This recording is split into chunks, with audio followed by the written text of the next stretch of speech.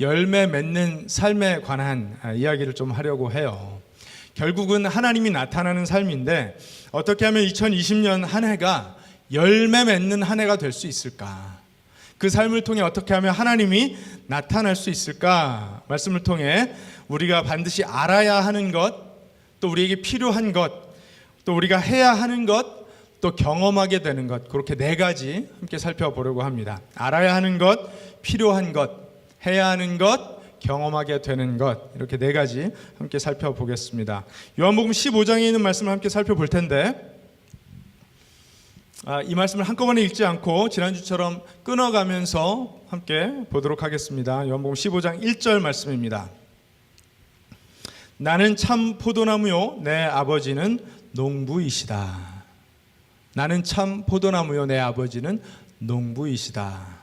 이 말씀을 통해서 우리가 무엇을 알아야 열매 맺는 삶을 살 수 있을지를 보게 됩니다. 뭘 알아야 할까요? 예수님이 참 포도나무이시라는 것을 알아야 됩니다. 예수님이 참 포도나무시라는 것을 알아야 됩니다. 너무 당연한 이야기 아닌가 싶으실 수도 있습니다. 그런데 구약 성경에 기록된 포도나무는 다 이스라엘이었습니다. 이스라엘이었어요. 이 시편 80편 말씀을 제가 쭉 한번 읽어 드릴 테니까요.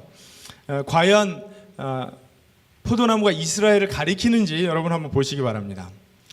주님께서는 이집트에서 포도나무 한 그루를 뽑아 오셔서 문나라를 몰아내시고 그것을 심으셨습니다. 땅을 가꾸시고 그 나무의 뿌리를 내리게 하시더니 그 나무가 온 땅을 채웠습니다. 산들이 그 포도나무 그늘에 덮이고 울창한 백향목도 그 가지로 뒤덮였습니다. 그 가지는 지중해까지 뻗고 새수는 유프라테스 강에까지 뻗었습니다. 그런데 어찌하여 주님께서는 그 울타리를 부수시고 길을 지나가는 사람마다 열매를 따먹게 하십니까? 멧돼지들이 숲에서 나와서 마구 먹고 들짐승들이 그것을 먹어치우게 하십니까? 만군의 하나님 우리에게 돌아오십시오. 하늘에서 내려다보시고 이 포도나무를 보살펴 주십시오. 주님의 오른손으로 심으신 이 줄기와 주님께서 몸소 굳세게 세우신 햇가지를 보살펴 주십시오.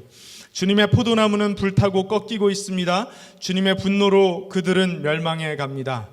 주님의 오른쪽에 있는 사람, 주님께서 몸소 굳게 잡아주신 인자 위에 주님의 손을 얹어 주십시오.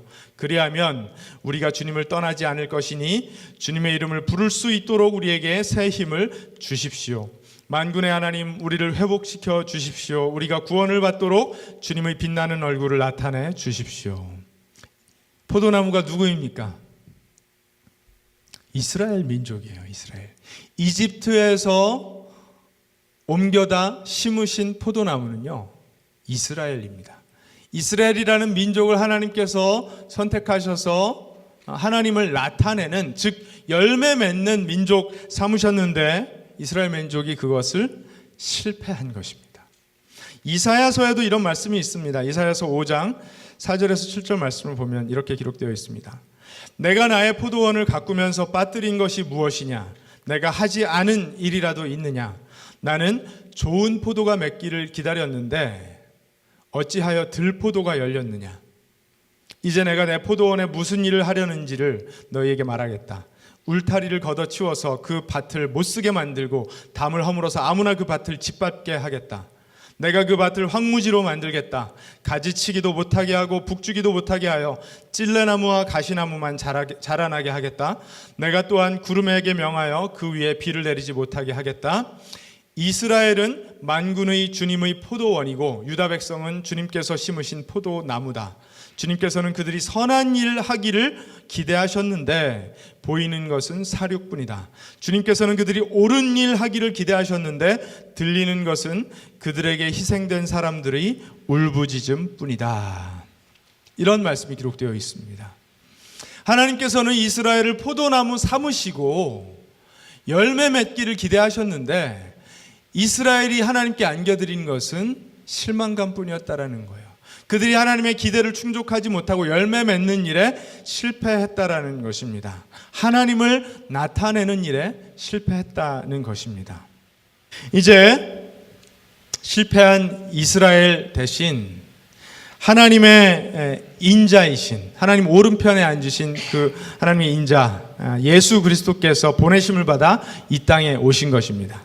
그리고 그 예수께서 그냥 포도나무가 아니라 참 포도나무, 진정한 포도나무, true vine이시라고 예수님께서 말씀하시는 것입니다.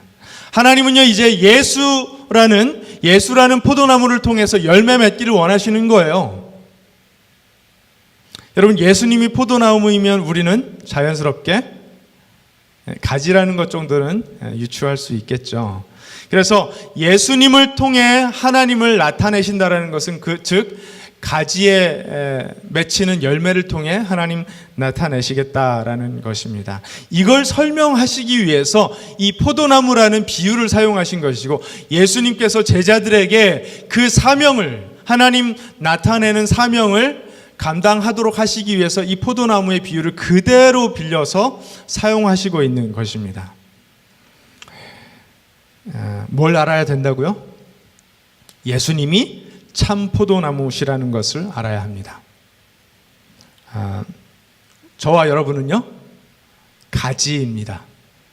그런데 가지가 자신이 나무 기둥이라고 착각하면 어떻게 될까요? 열매 맺을 수가 없습니다. 가지는 사실 아름다운 꽃도 피우고요, 탐실한 열매도 맺죠. 그러나 가지 스스로 독립적으로는 아무것도 할 수가 없습니다. 그냥 사람이 꺾어버리면 부러지는 게 가지고요, 독립적으로는 절대로 열매 맺지 못하는 것이 가지입니다. 그래서 알아야 돼요. 뭐를요? 예수 그리스도가 참 포도나무시라는 것을 알아야 합니다. 2절, 내게 붙어 있으면서도 열매를 맺지 못하는 가지는 아버지께서 다 잘라버리시고 열매를 맺는 가지는 더 많은 열매를 맺게 하시려고 손질하신다. 여러분, 화초나 과일나무, 과실수를 키워보신 분들은 아실 거예요. 가지치기에 두 가지 종류가 있다는 것을 아실 것입니다. 혹시 아십니까? 가지치기에 두 가지 종류. 첫 번째는 우리가 잘 아는 전지가 있습니다. 전지는 트레일링이라고 하는데, 이것은 생장에, 그러니까 나무가 자라고 열매를 맺는 일에 무관하고 필요 없는, 있으나 마나하고 죽어버린 그 가지를 잘라내버리는 것이 전지입니다. 두 번째는 전정이 있어요. 정전 아니고요. 정전은 전기가 끊어지는 것이고, 전정이 있는데 이것은 이제 프루닝이에요.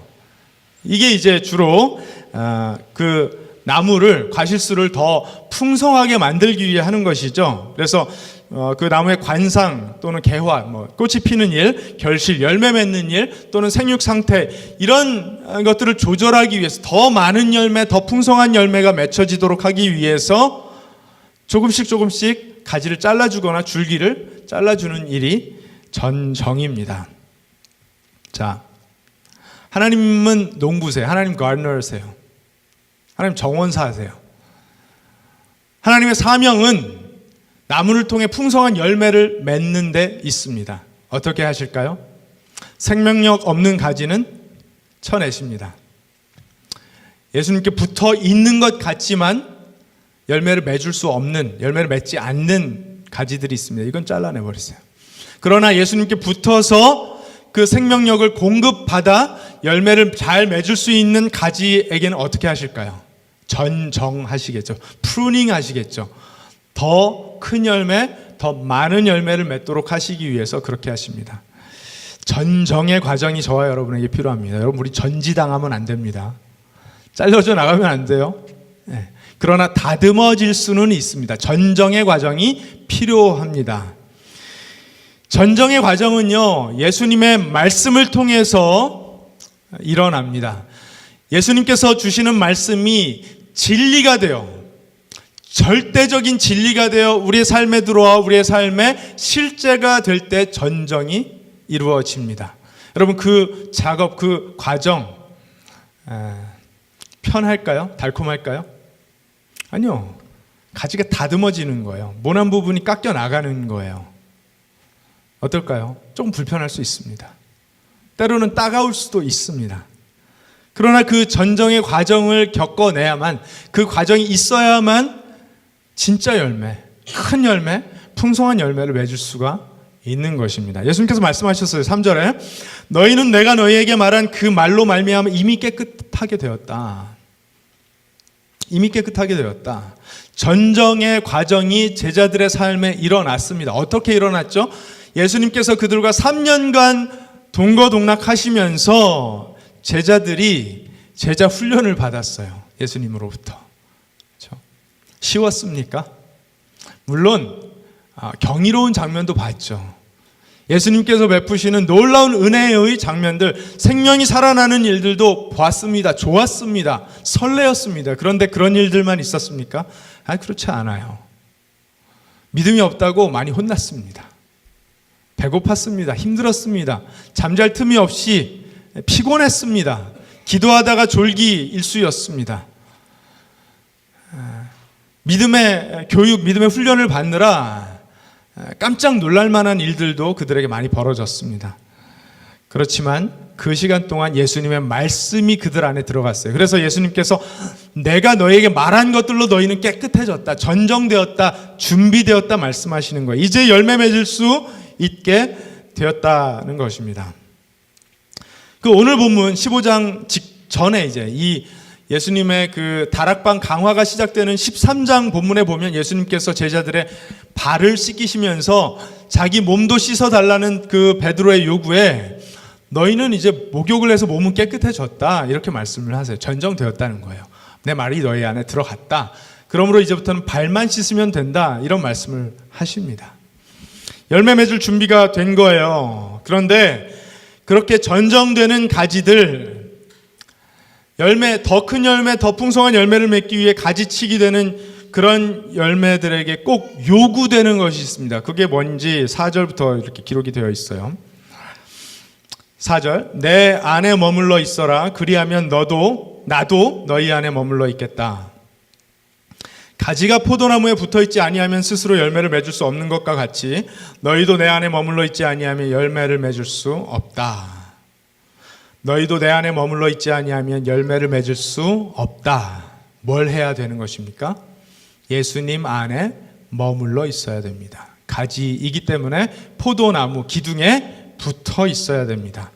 예수님 계속 말씀하세요. 5절, 나는 포도나무요 너희는 가지이다. 사람이 내 안에 머물러 있고 내가 그 안에 머물러 있으면 그는 많은 열매를 맺는다. 너희는 나를 떠나서는 아무것도 할 수 없다. 사람이 내 안에 머물러 있지 아니하면 그는 쓸모없는 가지처럼 버림을 받아서 말라버린다. 사람들이 그것을 모아다가 불에 던져서 태워버린다. 너희가 내 안에 머물러 있고 내 말이 너희 안에 머물러 있으면 너희가 무엇을 구하든지 다 그대로 이루어질 것이다. 여러분, 많은 열매를 맺기 위해서 우리가 해야 하는 것 무엇입니까? 예수님 안에 머물러야 합니다. 예수님 안에 거해야 돼요. 가지로서 기둥인, 나무 기둥인 예수님께 붙어 있어야 됩니다. 여기서 머물다 또는 거하다라는 동사는요, 헬라어 동사 메노라는 동사인데 이 단어는 신약 성경이 정말 많이 나오는 동사예요. 거하다, 머물다. 성령께서 우리 안에 들어와서 거하실 때도 이 똑같은 동사를 사용을 합니다. 이렇게 머물다, 거하다라는 표현은요, 우리가 지난주, 지지난주에도 보았던 것처럼 이스라엘 민족에게도 많이 사용되는 그런 표현이었어요. 하나님 안에 거하다, 하나님께서 인도하시는 거처 안에 거하다 할 때, 물론 히브리어였지만 비슷한 류의 동사를 사용을 했습니다. 마찬가지로 이제 예수님의 부르심을 받은 제자들, 가지된 우리는 포도나무 대신 예수님 안에 거해야 됩니다. 이제 이게 비유잖아요. 상징적인 비유이잖아요. 예수님 안에 거한다라는 것이 뭘 의미할까요? 이 신약 성경에 예수님 안에 거하다, 특히 요한복음에 그런 표현이 사용될 때는요, 되게 많이 사용됐잖아요. 다 예수님과의 교제를 의미합니다. 예수님과 교제하는 것을 의미해요. 예수님과 교제하는 건 또 어떤 의미와 모양새를 가질까요? 우리가 계속해서 하고 있는 것입니다. 주님 말씀으로 큐티하는 것, 기도로 주님과 대화하는 것, 찬양으로 주님의 위엄을 노래하는 것, 종합적으로 예배하는 것, 이런 것들이 다 주님과 교제하는 일입니다. 결국은 주님 안에 머무르는 일이 되는 것이죠. 자, 그런데 오늘도 이제 우리가 큐티 세미나를 하면서 제가 당부드릴 말씀이기도 해요.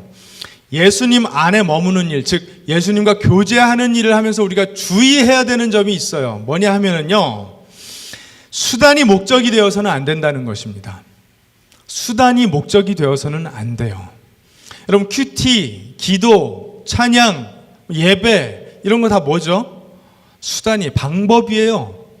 환경이에요. 통로예요. 이걸 했다고 내가 주님과 교제했다라고 생각할 수는 없다는 것입니다. 그렇죠? 아침마다 일어나서 습관적으로 성경 몇 줄 읽고 나서 나는 주님과 교제했어. 아니라는 거예요.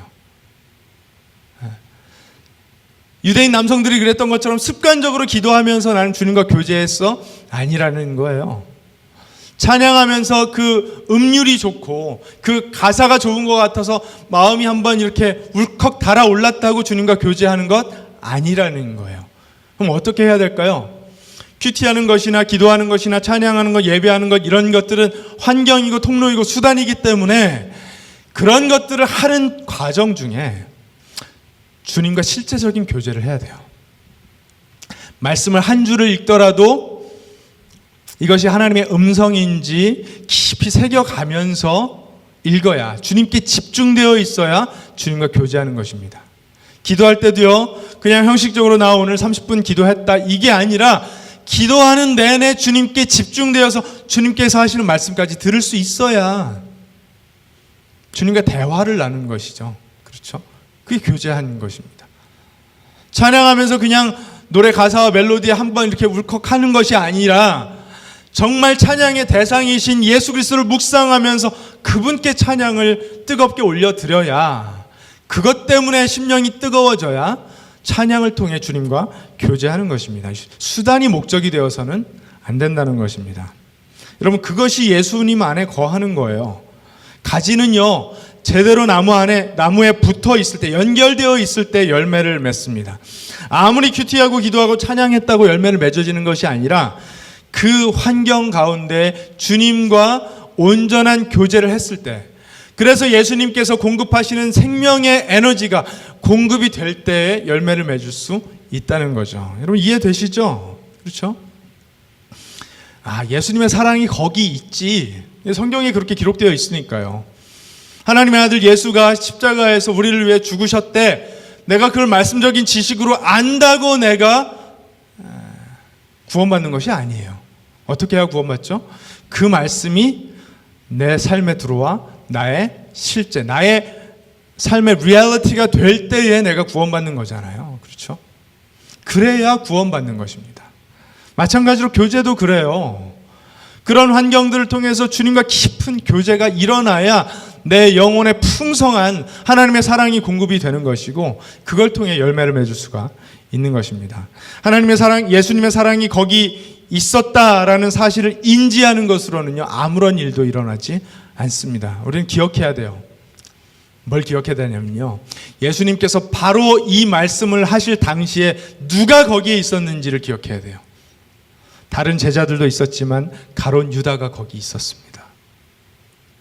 예수님께서 이 심오한 가르침을 주실 때 그 말을 다 듣고 있던 가룟 유다가 거기 있었어요. 예수님께서 그 많은 기적을 베푸실 때 그걸 다 보고 있었어요. 지식적으로는 알았죠. 이분이 대단한 분이네. 이분의 가르침에 심오한 뭔가가 있긴 있네. 다 알았어요. 그러나 그는 예수님과 온전히 연결되지 못한 죽은 가지였습니다. 그러면 이걸 우리는 잘 기억해야 돼요. 그래서 예수님 안에 머물러야 됩니다. 형식을 반복하는 것, 행위를 반복하는 것이 아니라 예수님 안에 머물러야 됩니다. 여러분, 그렇게 하시겠습니까? 양옆에 계신 분들께 한번 그렇게 축복하시기 바랍니다. 예수님 안에 머무르시기를 축원합니다. 8절에 예수님께서 계속 말씀하십니다. 너희가 열매를 많이 맺어서 내 제자가 되면 이것으로 내 아버지께서 영광을 받으실 것이다. 열매를 많이 맺는 것과 하나님 영광 받으시는 것과 무슨 상관관계가 있을까요? 예수님이 설명을 해주세요. 9절, 10절. 아버지께서 나를 사랑하신 것과 같이 나도 너희를 사랑하였다. 아버지께서 예수님을 사랑하신 것 같이 예수님도 제자들을 사랑하셨다는 거예요. 너희는 내 사랑 안에 머물러 있어라. 너희가 내 계명을 지키면 내 사랑 안에 머물러 있을 것이다. 그것은 마치 내가 내 아버지의 계명을 지켜서 그 사랑 안에 머물러 있는 것과 같다. 왜 하나님께 영광이 될까요? 그것은 하나님이 사랑의 하나님이시기 때문에 그래요. 사랑이 하나님의 속성이기 때문에 그렇습니다. 하나님의 본질이에요. 그래서 하나님의 사랑이 예수 그리스도를 통해서 예수 그리스도의 제자들에게 전해지면 제자들의 삶을 통해서 제자들이 열매 맺을 때 뭐가 드러나죠? 하나님의 사랑이 드러나요. 하나님의 속성이 드러나요. 하나님 자신을 보시게 되는 것입니다. 이게 하나님께 영광이 되는 거예요. 할렐루야. 여러분, 하나님이 하나님 자신을 보시는 것만큼 찬란하고 멋진 일은 없어요. 그렇죠? 하나님이 죄인들을 많이 사랑하세요. 저와 여러분들을 많이 사랑하셨어요. 그러나 우리가 죄인일 때 우리를 바라보신다라고 거기서 뭐가 나오지 않습니다. 그런데 우리를 구원하셔서 우리의 삶을 통하여 하나님의 사랑이 흘러나오기 시작할 때 뭘 보시죠? 죄인만 보시는 것이 아니라 우리 안에 담겨져 있는 하나님의 형상을 보세요. 그게 하나님께 기쁨이요, 만족스러운 일이요, 영광이 되신다라는 것입니다. 하나님이 사랑의 하나님이시기 때문에 그래요. 열매는 결국은요, 사랑인 거예요. 열매는 사랑이에요. 왜 이렇게 사랑할까요? 왜 사랑의 열매를 맺기를 하나님 원하실까요? 그것은 우리가 사랑의 동기를 잃어버렸기 때문에 그래요. 사랑하는 삶을 살지 못하게 되었기 때문에 그렇습니다. 어떻게 되었죠, 그러면? 뭘 동기 삼습니까? 두려움을 동기 삼아요. 두려움. 여러분, 두려움이라는 동기는요, 우리가 아주 어릴 때부터 우리의 삶에 매우 익숙해진 우리의 가장 주된 동기입니다.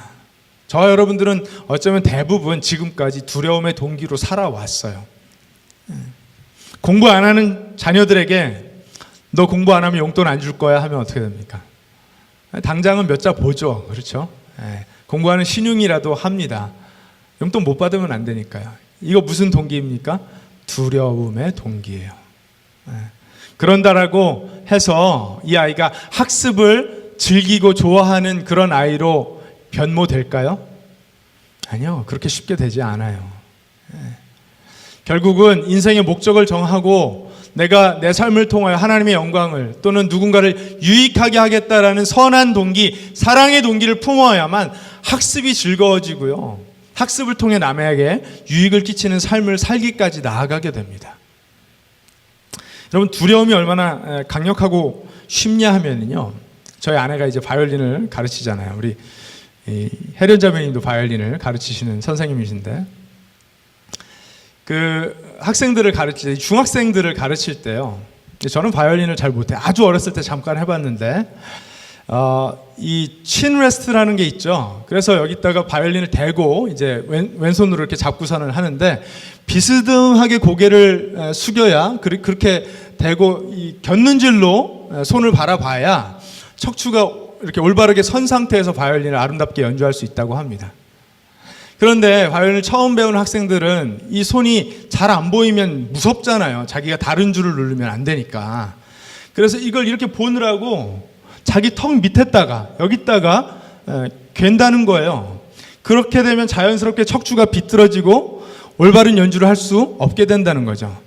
이걸 원론 제가 지금 말씀드린 것처럼 원론적으로 아이들에게 아무리 가르쳐봤자 그 습관이 안 바뀌더래요. 왜죠? 두려우니까. 내가 줄을 잘못 누르면 어떡하지 하는 두려움이 있으니까. 거기에 맞서서 이제 두려움의 동기를 또 사용하는 것입니다. 이 앞에 이렇게 바이올린을 갰을 때 턱이, 저는 뭐 잘 되지도 않는데, 턱이 이중이 되는 것을 보여주는 거예요. 이중턱 된다. 특히 중학교 다니는 여학생들에게 너네 이중턱 된다 하고 겁을 주니까 이 아이들이 그냥 고치더래요. 그때까지 아무리 잔소리해도 안 고쳐지던 것이 이중턱 된다고 겁을 주니까 바로 고치더라는 것입니다. 남자애들은 또 다르다고 하는데 적어도 여자아이들은 바로 고치더라는 것입니다. 여러분, 두려움이 이렇게 무섭습니다. 쉽습니다. 빠릅니다. 그리고요, 강력해요. 그런데 그렇게 잠깐 교정한다고 해서 이 아이들이 내가 올바른 척추 자세를 가지고 연주해 오랫동안 아름답게 연주할 수 있구나, 이걸 깨달을까요? 아니, 못 깨달아요. 이거 원론인데 원론을 이야기하면 귀에 들리지가 않아요. 왜요? 우리는 두려움의 동기에 너무 익숙해져 버려서 그래요. 안타까운 일입니다. 우리도 마찬가지예요. 하나님 앞에 나올 때 올해는 2020년도에는 루저가 되기 싫어서 남들만큼 멋진 삶을 살고 싶어서 안 좋은 습관들 몇 개는 좀 올해는 고쳤으면 좋겠다. 살도 빼고 습관도 고치고 돈 걱정 안 하고 자식 걱정 안 하고 이렇게 좀 한 해를 살면 좋겠다. 이런 기대감을 가지고 나와서 신앙의 힘으로 이 정도만 성취되어도 올해는 승리한 거다. 이런 생각을 하면서 하나님 앞에 나온다는 거죠. 그런 기대도 나쁜 것은 아닙니다. 하나님 도와주실 수 있어요. 그러나 하나님께서 저와 여러분들을 향해 가지고 있는 기대는 그거를 훨씬 초월하는 본질적인 기대입니다. 훨씬 더 큰 기대입니다. 어떤 기대일까요? 저와 여러분의 삶을 통하여 하나님이 나타나심으로 말미암아 사랑의 동기가 회복됨으로 말미암아 우리의 삶에 보람이 있고 만족함이 있고 기쁨이 있는 그런 삶을 살기를 원하신다라는 거예요. 여러분, 두려움을 동기 삼아서 아무리 큰 부자가 된다고 해서 그 삶에 기쁨이 있을까요? 없어요. 그럼 없습니다. 두려움 때문에 두려움이 동기가 되어서 공부 많이 해서 박사학위 2-3개 받는다고 해서 거기에 만족감이 있을까요? 자랑거리는 될 수 있을지 모르지만 만족감은 없어요.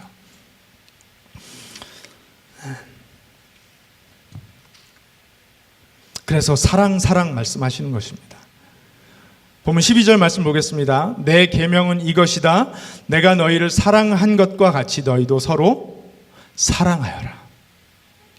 너희도 서로 사랑하여라. 이것이 유일한 계명이라는 거예요. 어떻게 해요? 내가 너희를 사랑한 것 같이. 하나님께서 저와 여러분들에게 기대하시는 근본적인 변화는요, 이거예요. 사랑이 동기가 되어 사랑하는 사람들이 되는 것. 두려움의 동기로 살던 사람들이 사랑의 동기로 사는 사람들이 되는 것입니다.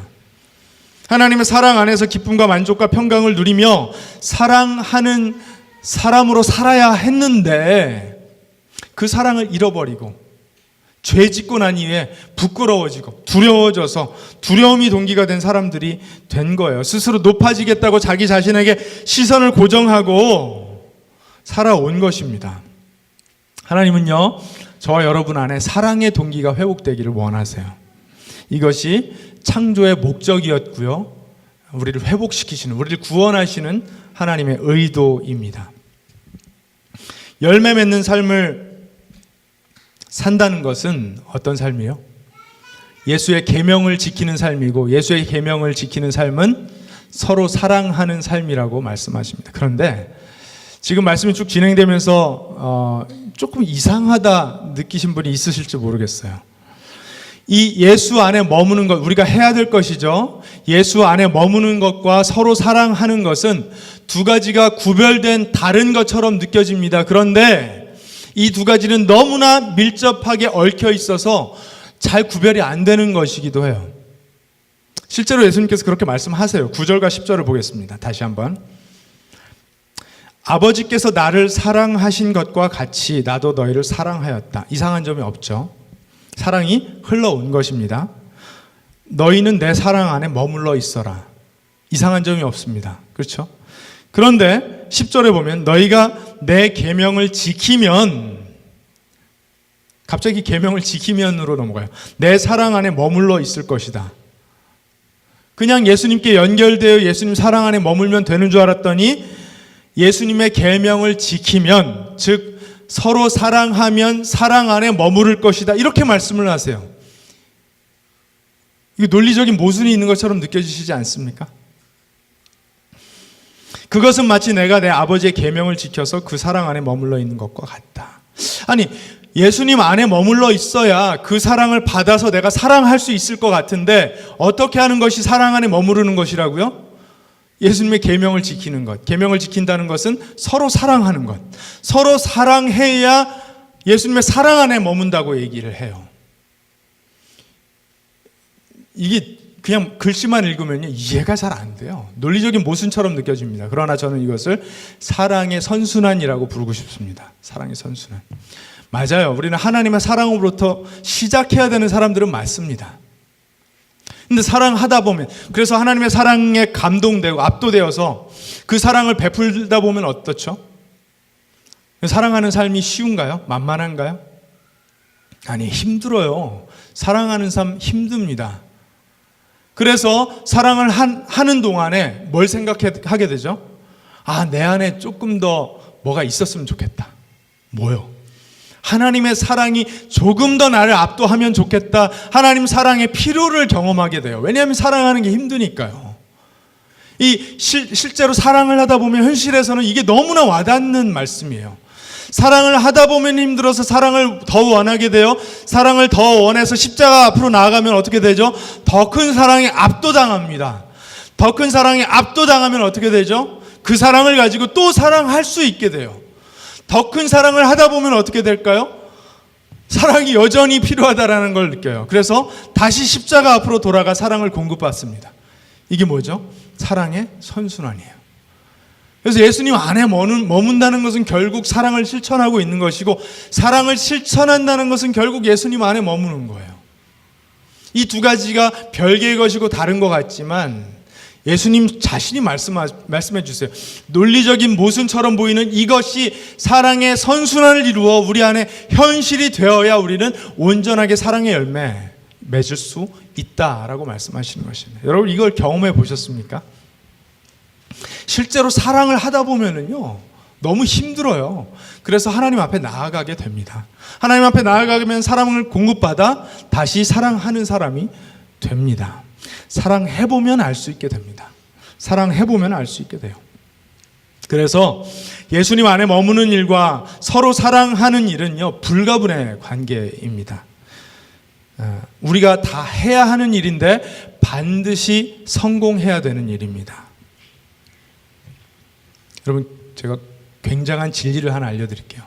이게 너무 충격적이고 굉장한 진리인데요. 포도나무에서는 포도 열매가 열립니다. 이게 놀라운 진리죠. 네, 파격적인 진리죠. 포도나무에서는 포도나무가 열립니다. 예수나무에서는 뭐가 열릴까요? 예수 열매가 열립니다. 예수나무에서는 예수 열매가 맺혀요. 예수님 안에 머물면서 하나님의 사랑, 예수님의 사랑을 경험하는 사람이 하는 사랑에는 누구 냄새가 날까요? 누구 향기가 날까요? 예수님 향기가 나고요, 예수님 맛이 나게 되어 있습니다. 이건 진리입니다. 포도나무에서 포도가 열리는 진리이고요, 사과나무에서 사과가 열리는 진리입니다. 동일한 원리입니다. 예수님 안에 거하며 예수의 사랑을 충분히 경험하고 사랑하는 삶을 실천하는 사람에게서는요, 예수님 향기가 납니다. 예수님 맛이 납니다. 제 아내가 대학생 때부터 알고 지내는, 참, 저는 목사인데 이제 제 개인적인 삶에는 이런 일들이 별로 없는데, 제 아내는요, 참 복이 많아요.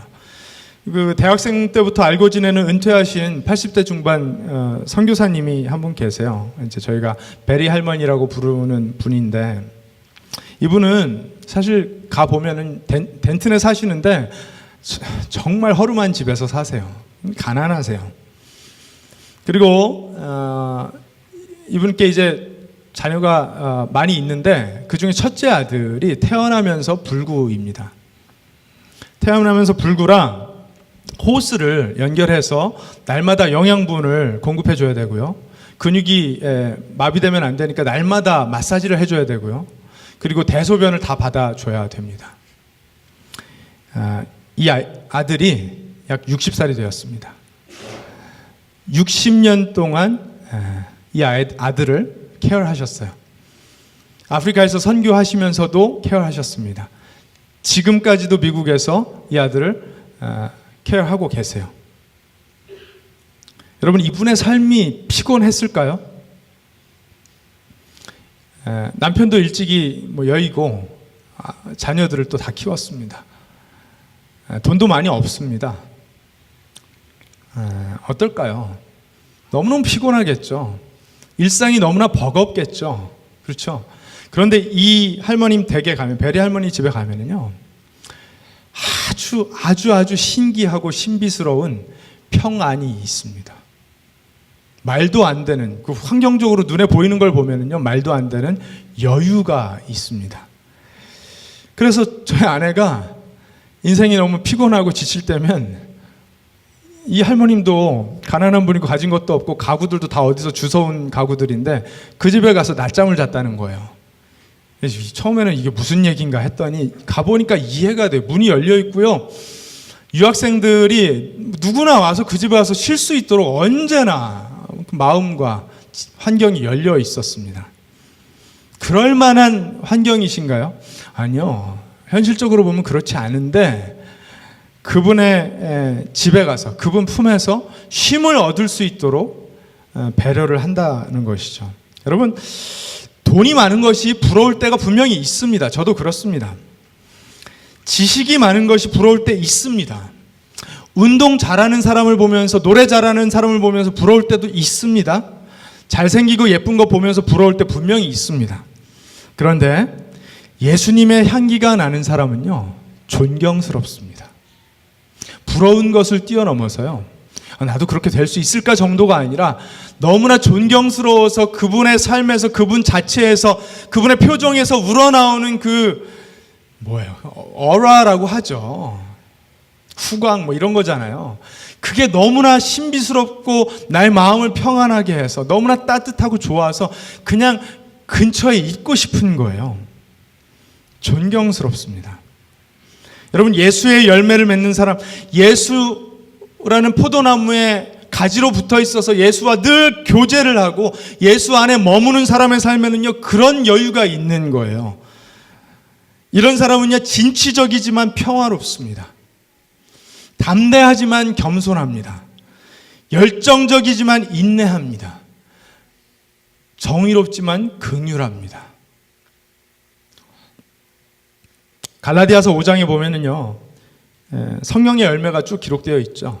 근데 그 열매는 결국 사랑이라고 기록하고 있어요. 그리고 나머지 8가지는 그 사랑이라는 열매를 표현하는, 더 이렇게 확장적으로 표현해가는 속성들입니다. 8가지죠. 이런 것들이 하나님께서 이스라엘 민족을 선택하시면서 기대하셨던 것들이었어요.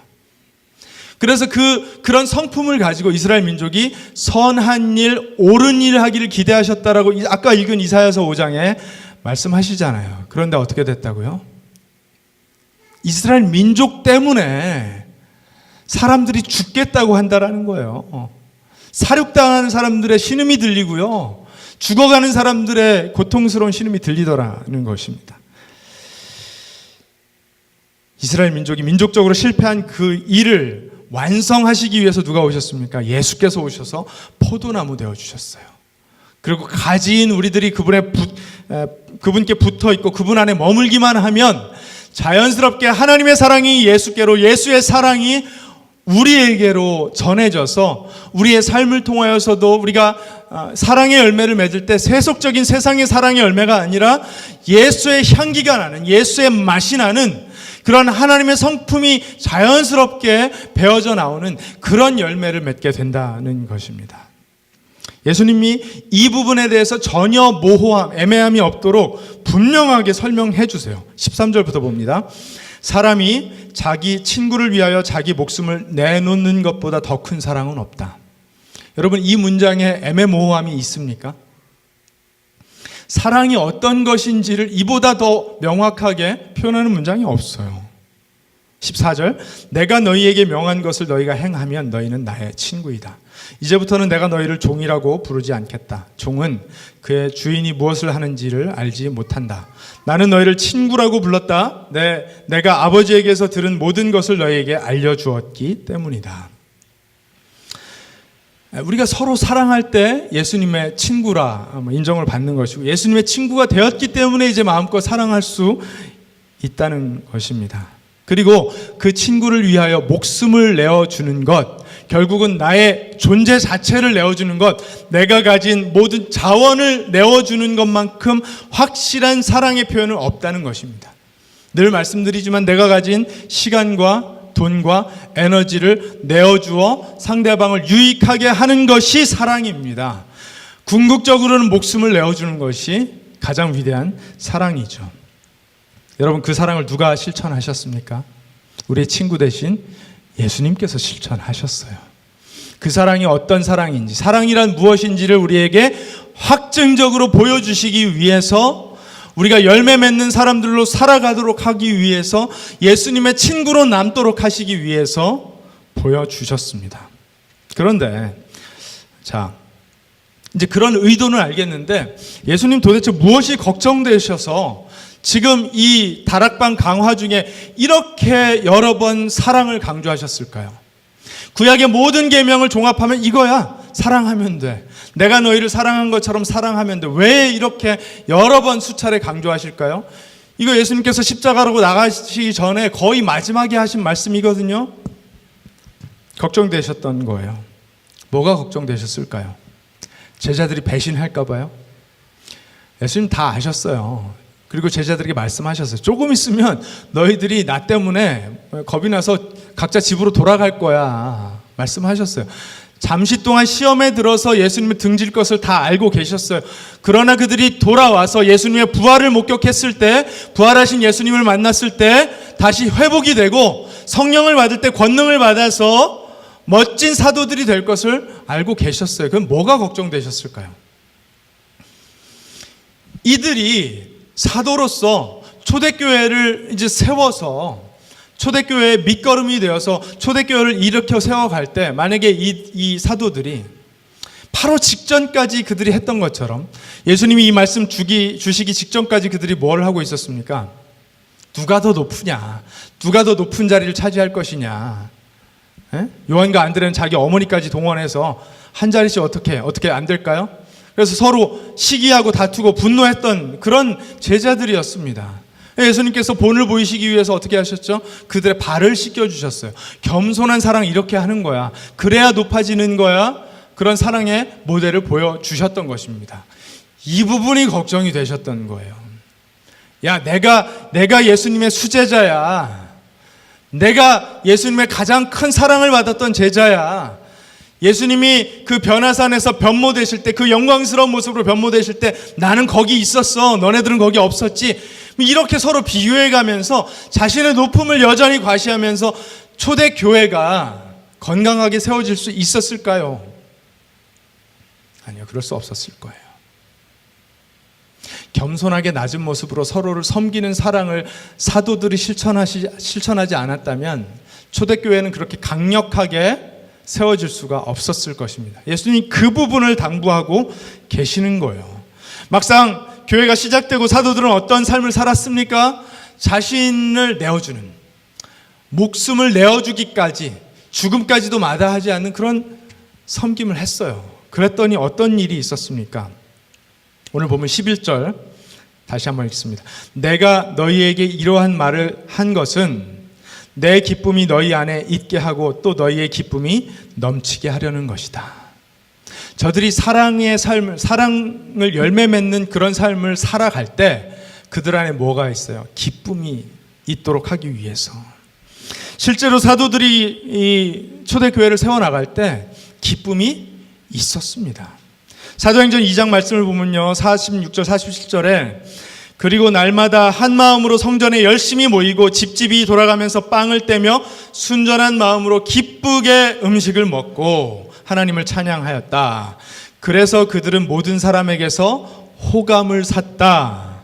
주님께서는 구원받는 사람을 날마다 더하여 주셨다. 여러분, 이게 융성해지는 것 아니면 무엇이겠습니까? 감당하는 헌신적인 사랑의 사역을 통해서 기쁨이 가득함으로 사람들의 호감을 사게 되고 사람들의 숫자가 늘어나는 그 일이 융성한 일이죠. 그렇죠? 또 빌립이 사마리아에서 복음을 선포할 때 사도행전 8장 말씀을 보면 빌립이 사마리아 성에 내려가서 사람들에게 그리스도를 선포하였다. 무리는 빌립이 행하는 표징을 듣고 보면서 그가 하는 말에 한 마음으로 귀를 기울였다. 그것은 귀신 들린 많은 사람에게서 악한 귀신들이 큰 소리를 지르면서 나갔고 많은 중풍병 환자와 지체 장애인이 고침을 받았기 때문이다. 그래서 그 성에는 큰 기쁨이 넘쳤다.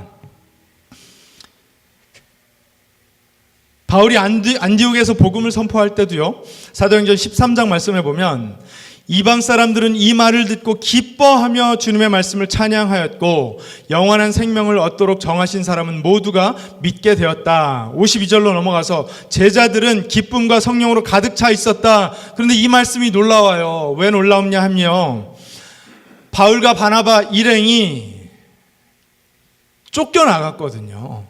안디옥에서 복음을 전하다가 이고니온으로 쫓겨가는데, 그런데 제자들은 기쁨과 성령으로 가득 차 있었다, 이렇게 기록을 하고 있습니다. 뭐가 그렇게 기뻤을까요? 예수님께서 저들에게 주신 사명대로 예수님이 보여주신 그 사랑의 헌신을 실천하다 보니까 쫓겨다니는데도 기쁘더라는 거예요. 놀랍지 않습니까? 그래서 초대교회들이 그렇게 강력하게 부흥할 수 있었던 것입니다. 융성해질 수가 있었던 것입니다. 우리가 송구영신 예배 때 나눴던 그 전도서 말씀에 보면 이 세상에 헛된 것 투성이인데 솔로몬 왕이 뭐는 좋다고 이야기합니까? 사람이 하루 수고하는 일에서 보람을 느끼는 것, 그리고 먹고 마시는 것, 혼자 먹는 게 아니라요, 사람들과 함께 먹고 마시는 그 일에서 기쁨을 경험한다라고 말해요. 즐거움을 경험한다라고 얘기해요. 그리고 그것조차도 누가 주신다고요? 하나님이 주시는 일이라는 것을 깨달았다라고 이야기합니다. 솔로몬 왕은 삶 속에서 기쁨을 누리기 위해서는, 만족을 누리기 위해서는 뭘 경험해야 된다고요? 자신이 수고하는 일에 보람을 느낄 수 있어야 되고요, 사람들과 더불어 먹고 마실 수 있어야 된다라는 거예요. 이거 다 누가 주십니까? 하나님이 주신다라는 거예요. 여러분이 하시는 일에 기쁨이 있으십니까? 여러분이 그렇게 수고하고 애쓰시는 일에 그런 보람과 만족을 경험하고 계세요? 수입이 늘으니까 얼마나 좋은지 몰라요. 그것도 좋지만요, 그러나 내 영혼의 만족이 있냐는 말이에요. 참된 기쁨을 경험할 수 있는 그런 만족이 있냐는 거예요. 신약 성경에 기쁨이라는 단어가 가장 많이 기록된 책이요, 요한복음이고요. 그 대부분의 기쁨이 15장, 16장, 17장 이 예수님의 다락방 강화, 그리고 예수님의 기도에 다 기록이 되어 있어요. 하나님의 사랑 안에 거하며 하나님의 사랑을 누리는 자녀를 보시는 아버지께서는요, 우리에게 기쁨을 주기를 원하세요. 사랑의 열매를 맺는 그 일이 수고스럽고 힘든 일일지 모르지만 결국은 기쁨을 경험하게 되어 있다는 것입니다. 여러분, 우리가 열매 맺는 삶을 살다 보면요, 기쁨을 경험합니다. 이것이 우리가 경험하게 되는 것입니다. 사랑하면 두려움이 사라집니다. 사랑은 허다한 두려움을 내어 쫓는다라고 말씀하죠, 성경은. 두려움이 있었던 자리에 기쁨이 찾아오는 것입니다. 예수님도 이 기쁨을 위하여 십자가로 나가셨습니다. 히브리서 12장 2절 말씀을 보면 믿음의 창시자여 완성자이신 예수를 바라봅시다. 그는 자기 앞에 놓여있는 기쁨을 내다보고서 부끄러움을 마음에 두지 않으시고 십자가를 참으셨습니다. 이렇게 말합니다.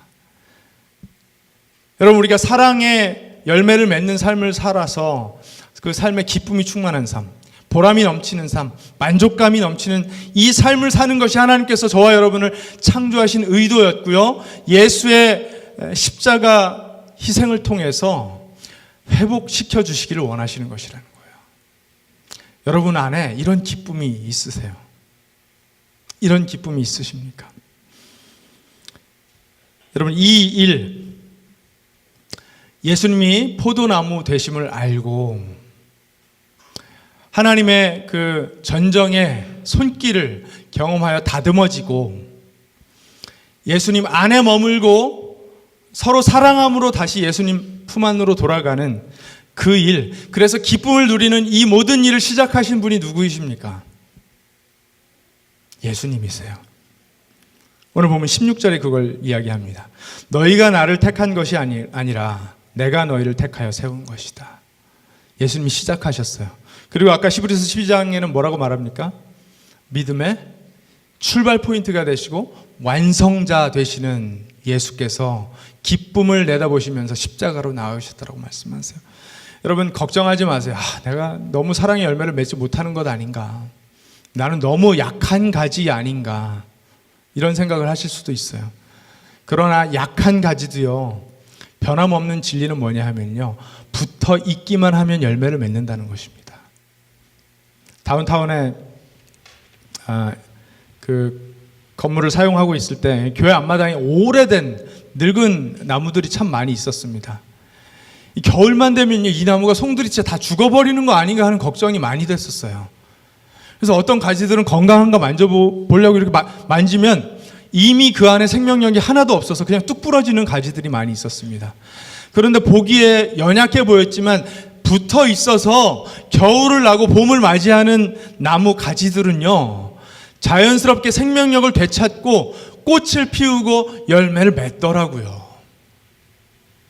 여러분, 붙어 있기만 하면 됩니다. 붙어 있기만 하면, 예수라는 나무에 붙어 있기만 하면 예수라는 열매를 맺게 되어 있습니다. 그래서 예수님께서 17절에 명령을 하시는 거예요. 내가 너희에게 명하는 것은 이것이다. 너희는 서로 사랑하여라. 사랑할 수 있기 때문에, 사랑이라는 열매를 맺을 수 있기 때문에 이것을 명령으로 하시는 거예요. 여러분 믿으십니까? 나는 약해서 못해요. 내 가지를 한번 보세요. 이거 영양분이 없는데 어떻게 사랑을 하죠? 아니요, 붙어 있기만 하면요, 영양분은 공급됩니다. 예수님 안에 머무시기 바랍니다. 그러면 농부 되신 하나님께서 예수 그리스도의 복음으로 우리를 깨끗하게 하시고요, 예수님 안에 거하는 사람에게 사랑의 열매를 맺어 가십니다. 얼마든지 서로 사랑하는 삶을 살 수 있게 됩니다. 사랑의 선순환을 경험하게 하십니다.